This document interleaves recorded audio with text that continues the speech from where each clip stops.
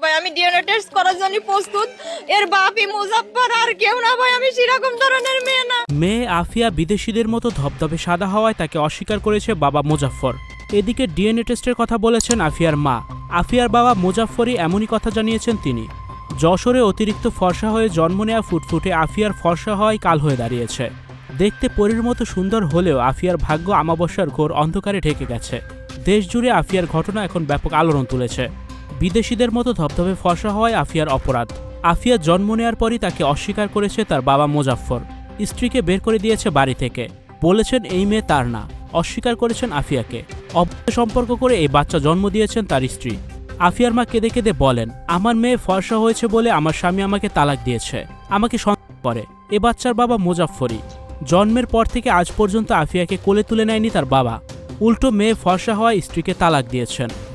আমার সেরকম ধরনের আছে না, আমি গরিব মানুষ ভাই, আমার মা নেই। আফিয়ার মা বলেন, আমি এর বিচার চাই। আমি গরিব মানুষ, আমার চরিত্র খারাপ না। এই সন্তান আমার স্বামী মুজাফফরের। সে আমাকে বিশ্বাস করে না, মিথ্যে অপবাদ দিয়েছে। মেয়েকে 1 টাকাও কখনো খরচ দেয় না। আমি এই মেয়েকে নিয়ে অনেক কষ্টে দিন কাটাচ্ছি। আমি গরিব মানুষ, 2 মুঠো ভাতও খেতে পারি না।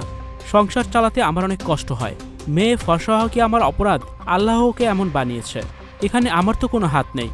আফিয়া ধবধবে ফর্সা হওয়ায় তাদেরকে ফেলে বিদেশে চলে গেছে মুজাফফর। স্ত্রীকে তালাক দিয়েছেন মুজাফফর। আফিয়ার মা বলেন, ডিএনএ পরীক্ষা করে দেখেন এই বাচ্চার বাবা মুজাফফরই। আমি মিথ্যে বলছি না। ভিউয়ার্স, এ বিষয়ে আপনার কি মতামত জানিয়ে অবশ্যই কমেন্টস করে দিন। আর ভিডিওটি শেয়ার করার অনুরোধ রইল। ভিডিওটি দেখার জন্য অসংখ্য ধন্যবাদ। এমনই আরও ভিডিও পেতে যুক্ত থাকুন আমাদের সাথে। Icon focus 24 TV, powered by 4D Fourth Dimension। আমাদের চ্যানেলটি সাবস্ক্রাইব করে আমাদের সাথে থাকুন।